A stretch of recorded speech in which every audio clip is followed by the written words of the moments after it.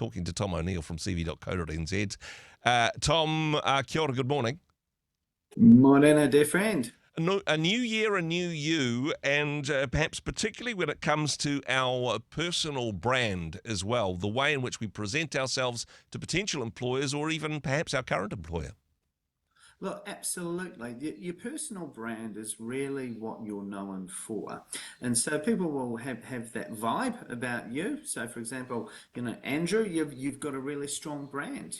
People talk about you and know who you are and that sort of stuff. And it's similar for all of us. Obviously, many people don't have quite the strength of the personal brand you do, mate, because you're in the media. But, it's about people talking in those networks. And how about Jeff for that job? Yeah, Jeff's a really great operator type deal. Unfortunately, as great as your brand may be, people still may not have heard of it outside of your business or outside of your industry. So really making sure you've got some really great tools to make that stand out. Some of the tools that we've talked about during the year is how your CV is your brochure. It's what you use to sell yourself. And we've also talked about LinkedIn, of course. And, hey, if it's been a while, possibly an opportunity to refresh that. But what if perhaps like Madonna of old, we're wanting to reinvent ourselves over Christmas? No, not that Madonna, the other one. Exactly.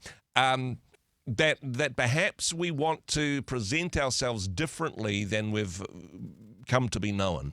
We want a new look. We want a different type of career in the new year. We're in the job market, or perhaps we want our current boss to recognise that we're capable of doing more than just what we've been doing.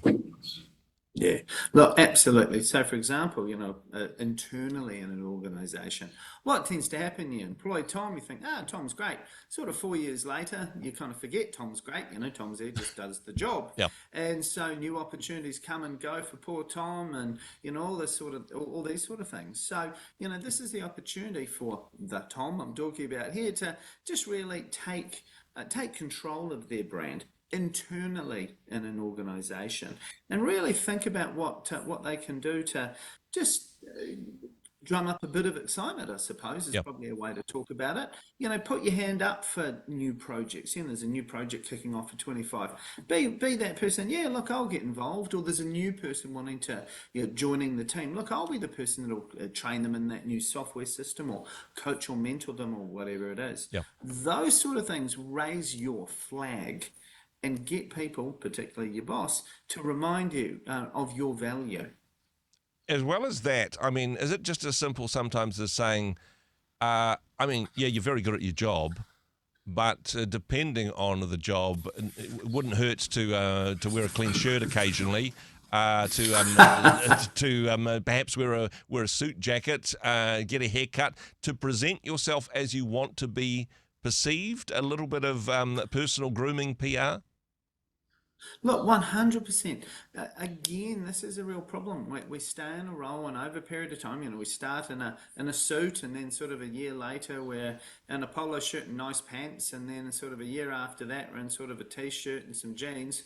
If the boss is turning around and and seeing us, and we're comfortable, but we're not really giving it our all. That just sends a message. And so really maybe 2025, maybe a time for a new shirt and new pair of pants and some nice shoes, just to make you stand out. One thing I had recently, perfect example, really great young guy, super professional, just incredible young guy. And he came to meet me. We had a consultation, just helping him through some interview coaching. Yeah. And he looked awesome, except for his shoes. The shoes were Nikes, and they were for comfort, not for business. And don't get me wrong, if you're in a comfort, in a role, you're standing all day or whatever, sure.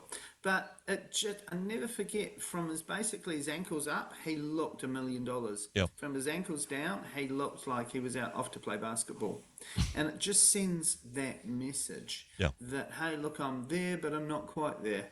So really thinking about actually your physical presence as part of your messaging.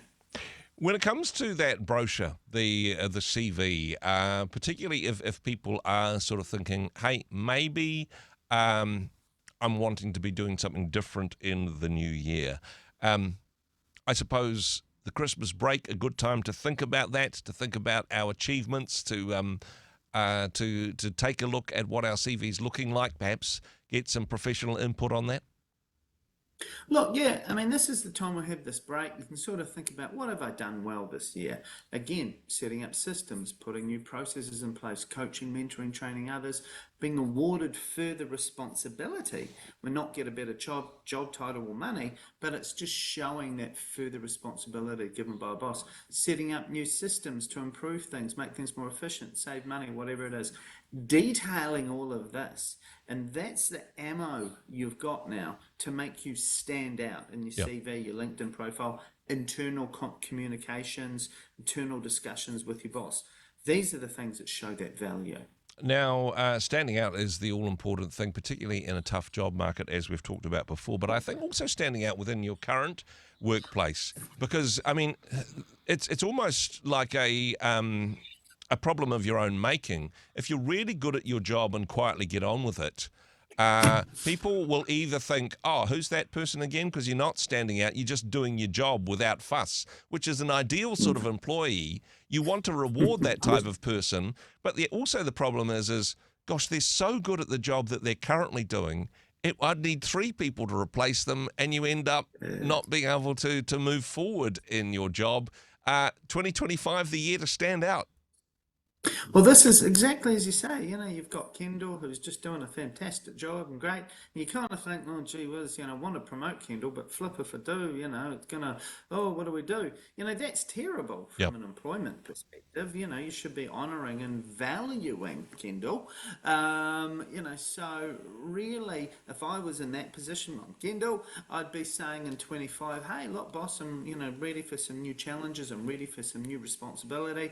Really want to go on that conference and learn more about the industry, and this is where I want to go. And so really taking control of your future and flagging that, waving that in front of the boss so they know that, hey, Kendall's a great operator, but Kendall really does want to move forward.